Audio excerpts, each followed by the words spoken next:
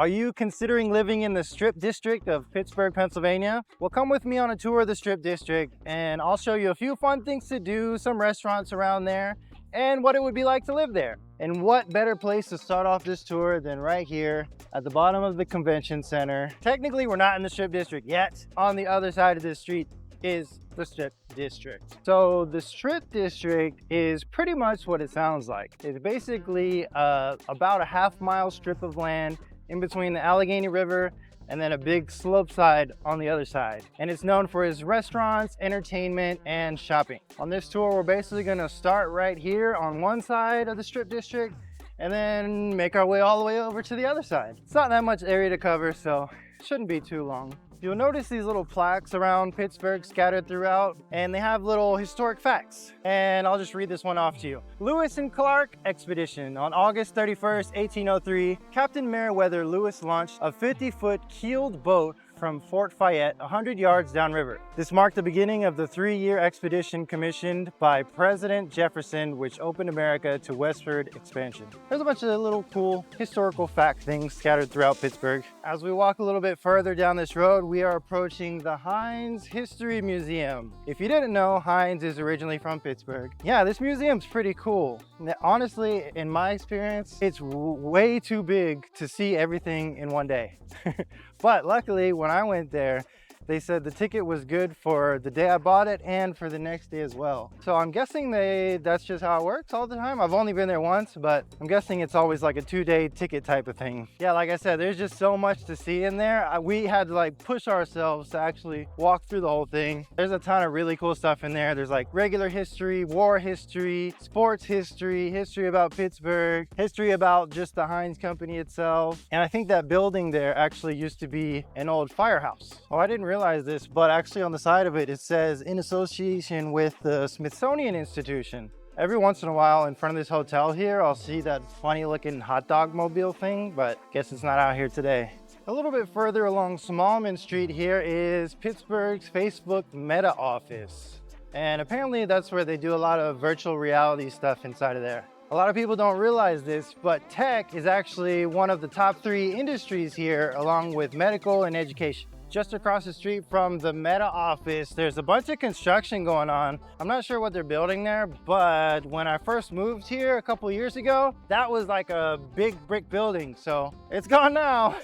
I don't know what they're gonna put in the place of it. Okay, as we walk to the next place I wanna show you guys, I'm probably gonna throw up some drone footage or something, and I'll tell you some stats about the area. The Strip District is ranked number 2 best neighborhood for young professionals according to niche.com. With a population of just 1,471 people, the median home value is $430,000 compared to the US average at $281,000. There are currently 28 homes for sale, with the lowest being a 1-bed, 1-bath condo currently pending at $450,000, and the highest being a 3-bed, 4.5-bath condo right now pending at just under $2 million. The median rent in this area is $2,155 compared to the US average at $1,268. I am gonna cross the street and hope I don't die.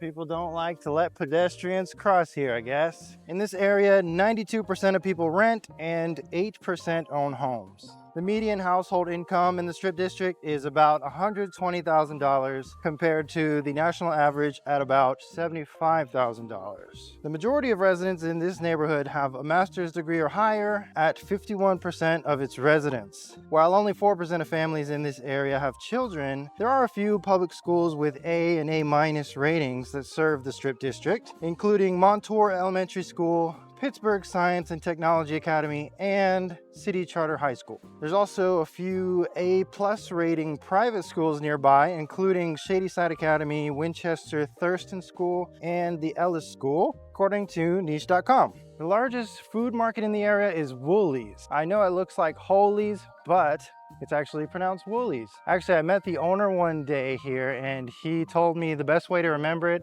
is to think of woolly mammoth. He said that it has the same spelling as woolly mammoth, but then I googled woolly mammoth and it doesn't have the same spelling. I don't know, but anyways, just know that everybody here calls it Wholeys and not Holies. But whenever I read it in my mind, I still read it as Holies because that's just what it looks like. Speaking of Holies, I came here last week with my little brother and I got this thing called a woolly whale. It was called a woolly whale, and it's just this giant sandwich with a ton of fish in it, and it was pretty good. They have the regular market and then they also have a fresh made food section where you can get like sandwiches and sushi and chicken fingers and stuff, and a little dining area as well. They have a really good seafood and meat selection in there, and then they also just have like a regular food market section.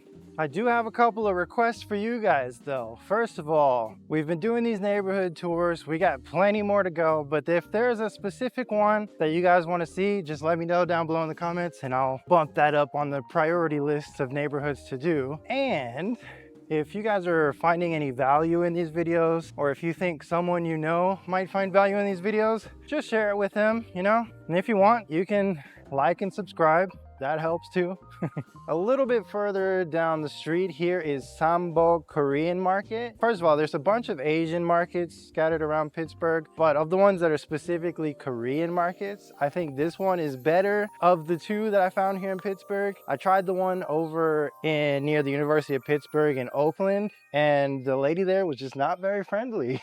I feel like the people here are much more friendly, and they got a pretty good selection there as well. Most of you guys don't know this, but 한국어로 조금 할 수 있어요. Just around the corner from that store here is the original Primanti Bros restaurant. It's been in operation since like 1933, I think. It's pretty old. They have some pretty good sandwiches there. Yeah, it's definitely a must check out here in Pittsburgh. One thing they're known for is putting French fries on their sandwiches as opposed to on the side. I thought it was pretty good. Oh, you might also notice there are these public street parking things on the side here that you can pay with your card and with an app and stuff. But honestly, it's kind of hard to even find a spot over here. There's a few parking garages and stuff, but on a busy day, it's definitely hard to find parking over here. Okay, this is called Reyna Foods. It's a Mexican grocery store. They have a ton of hot sauce varieties there.